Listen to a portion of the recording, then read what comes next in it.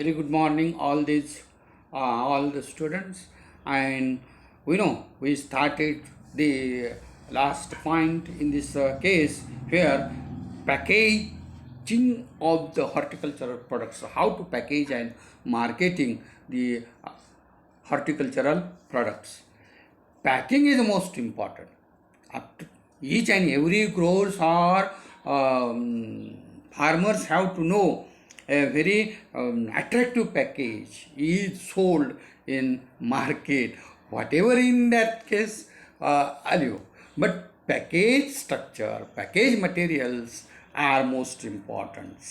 So this packing is a coordinated scheme of preparing goods, and it is for important for the transporting from one place to the another place, or from one field to another marketplace, or one city to another city, and even also for the distribution of the small market in the small cities, their storage, either the storage in the cooler or whatever it has to be need, and also for the selling, either retailing selling or whatever other selling. This is most important, this packing, and it means to ensuring safe delivery. Safe delivery is most important, and it is safe delivery to ultimate consumer is the second condition at a minimum cost. This is again one thing is important, minimum cost. And packing helps in safe transportation, storage, their marketing and distribution of the products, and it protects the produce from the pilferage, microorganisms and adverse weather condition, and it is also used for to advertise the products. तुमच्या ह्या गोष्टी packing चांगलं असेल, material चांगलं असेल आणि ते transport करण्यासाठी ईज जर होत असेल इकडून तिकडून हाताळण्यासाठी, तर तुमच्या मालाला मार्केटचं डिमांड हे नक्कीच येणार, आणि त्यामुळं आपोआप तुमची काय होणार, जाहिरात होणार. माउथ टू माउथ पब्लिसिटी चांगली असते याच्यासाठी. तुम्ही कितीही टी व्ही किंवा इतर रेडिओवरती पब्लिसिटी द्या, पण त्याला काहीही फायदा नसतो. लोकांच्या तोंडून हे गेलं पाहिजे, माउथ टू माउथ पब्लिसिटी, की बाबा ह्या ग्रोवरचं, ह्या फार्मर्सचं पॅकिंग माल आतला हा चांगला असतो आणि आपल्याला काय केलं पाहिजे, त्यांचाच माल घेतला पाहिजे. This is most important in horticulture practice. Another thing is that here requirements of good package, and for this there is a 7 points are most important. We look at here, it should be environment friendly, eco friendly असलंच पाहिजे. This is the demand for today's life. Second, it should have sufficient strength in compression and against the impact and vibrations. ज्या वेळेला आपण transport करत असतो, त्या ट्रान्सपोर्टचे धक्के व्यवस्थित खाल्ले पाहिजेत आणि ते सोसून काय केलं पाहिजे, व्यवस्थित पॅकेजिंगमध्ये मटेरियल राहिलं पाहिजे. अशा पद्धतीनं पॅकिंग केलं पाहिजे. घेतले आणि टाकले आणि फुल भरून ठेवले असं नाही करायचं. तर परवा जसं सांगितलं तसं पॅकेज कसं असलं पाहिजे, मऊ गादी वाफ्यासारखं तयार करून त्याच्यामध्ये व्यवस्थित ठेवले पाहिजे. तिसरा, it should be stable during the entire distribution chain. It is most important. Number 4, it should be capable or compatible with the automatic packing and filling, handling machines, machine filling system, etc. शक्य असेल तर machinery वापरा. It should be facilitate the special treatments like pre-cooling treatment. आवश्यक आहे त्या ठिकाणी pre-cooling treatment दिलं पाहिजे. It should have to consumer appeal to a good package. And seventh, it should be easily printable structures on the packing materials to easy to looks, and it should be cost effective. सगळ्या गोष्टी काय असल्या पाहिजेत आपल्याला महत्त्वाच्या आहेत. कॉस्टही कमी असले पाहिजे आणि सगळ्या गोष्टी आपल्याला दिमाखेदार दिसल्या पाहिजेत. मालही आपला चांगला असला पाहिजे, तरच काय होत असतं, आपल्याला मार्केट हे डिमांड देत असते.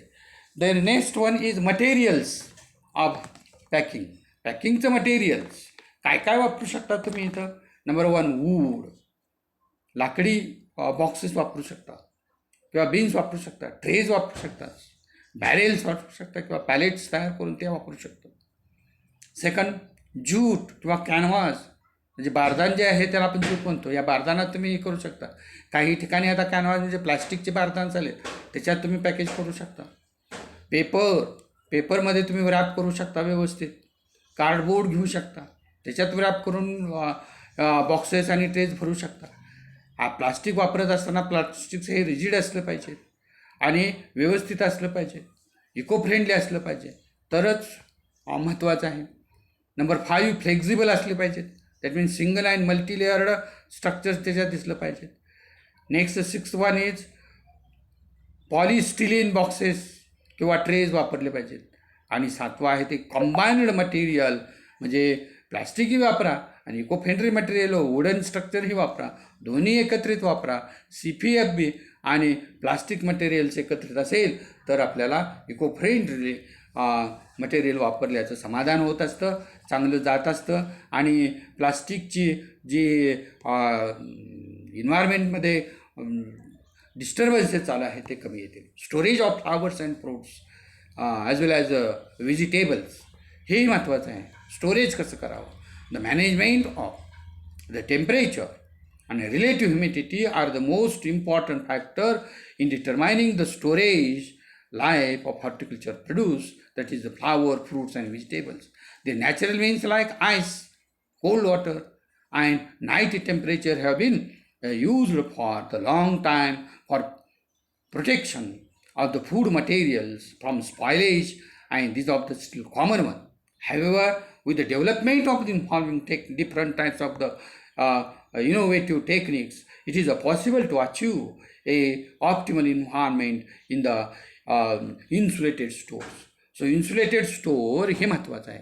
आणि इन्सुलेटेड स्टोअर्समध्ये स्टोरेज आपण जर करून ठेवलं तर मटेरियल्स हे जास्त दिवस टिकू शकतं, जास्त दिवस राहू शकतं. तेही आपण काय केलं पाहिजे, ॲप्लिकेबल केलं पाहिजे. काय ऑब्जेक्टिव्ह आहेत? Number 1, regulate the market in and order.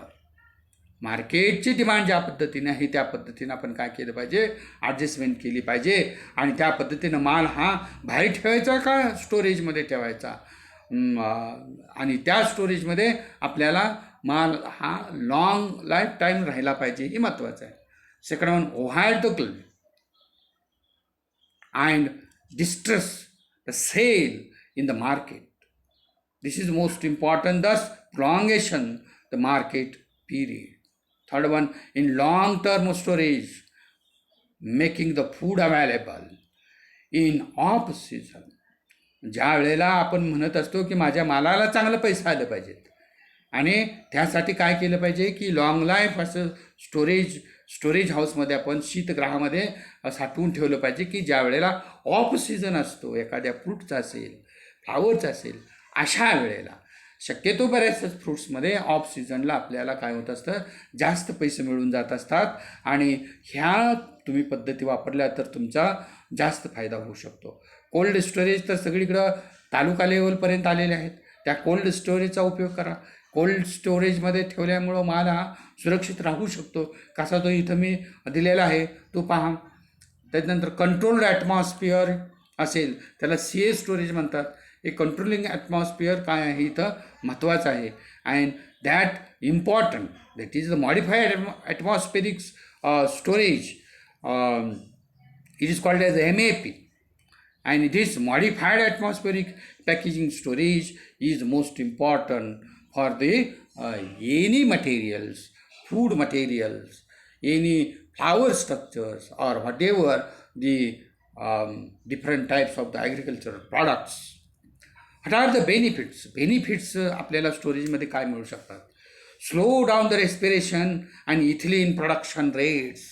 So softening and retaining senescence of the horticultural products is the most important, which gives a benefit for the storage. Second, reduce the fruit sensitivity to ethylene action. Ethylene action जर जोरात झालं, very fast झालं तर लगेच काय होईल की ripening होईल किंवा ते पिकल आणि त्यामुळं काय होईल एकदम स्पॉइलेज होऊन जाईल. ते जर वाचवायचे असेल तर आपल्याला त्याची जी सेन्सिटिव्हिटी कमी करायची असेल तर आपल्याला सीए स्टोरेज ठेवलं पाहिजे, कंट्रोल्ड स्टोरेजमध्ये असलं पाहिजे. तिसरा काय, it has to alleviate the certain physiological disorders such as chilling treatments. And this chilling treatment is also gives the injury of various accommodations, rust set spotting, and this rust set spotting in the lettuce, say for example, and other fruit also, and some storage disorders including scald of the apples. ॲपल्समध्ये आपल्याला पाहायला गेलं तर ती स्टोरेजमध्ये बऱ्याच वेळेला ह्याच गोष्टीचा परिणाम होत असतो आणि ह्या गोष्टीचा परिणाम झाल्यानंतर त्याचं मार्केट व्हॅल्यू कमी येते. ह्याच्यासाठी आपल्याला CA कंट्रोल्ड ॲटमॉस्फेरिक स्टोरेजमध्ये काय ठेवलं पाहिजेत, मटेरियल सेफ ठेवलं पाहिजेत. मार्केटिंग कट फ्लावर्स, हे मार्केटिंग कट फ्लावर्स जे आहे ते कसं केलं पाहिजे, this is important part of floriculture and horticulture in agro products where the local and nearby market we have to firstly capture. पहिल्यांदा जवळचं मार्केट कॅप्चर करा to sell your cut flowers, आणि जेणेकरून इथं किती अंदाज येतो ह्या अंदाजानुसार आपल्याला बाहेर मार्केटिंग ज्या वेळेला करायचं असतं त्यावेळेला बाहेर कुठं केलं पाहिजे, कुठल्या मार्केटमध्ये आपण गेलं पाहिजे.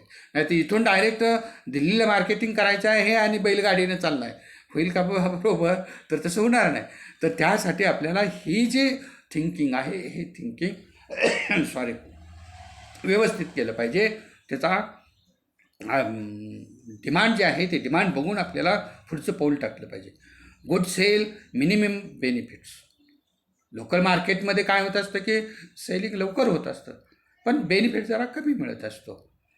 But you have to continuous this markets